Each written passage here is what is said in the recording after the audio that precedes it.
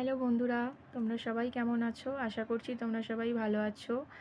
আর আমি ভালো আছি, কিন্তু একটু টেনশানে আছি। তার কারণ কাল যাব আমি ইউএসজি করাতে। তো কেন ইউএসজি করাতে যাব সেটা তোমাদের সাথে আমি পরে শেয়ার করব। কোনো একটা ভিডিওতে তোমাদের সাথে সবটা শেয়ার করে দেব।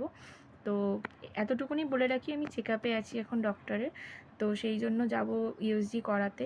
এর আগে যতবার ইউএসজি করাতে গেছি জানো তো, ততবারই খারাপ না খারাপ কিছু রিপোর্ট এসছে।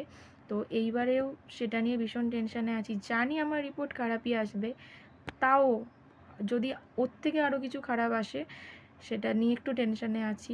খারাপ আসবে আমি জানি, তার কারণ সেটা আমি ভালো মতনই জানি আমার ইউএসজি রিপোর্ট খারাপ আসবে, কিন্তু ওর থেকে যদি কিছু খারাপ আসে সেটার জন্য একটু টেনশানে আছি।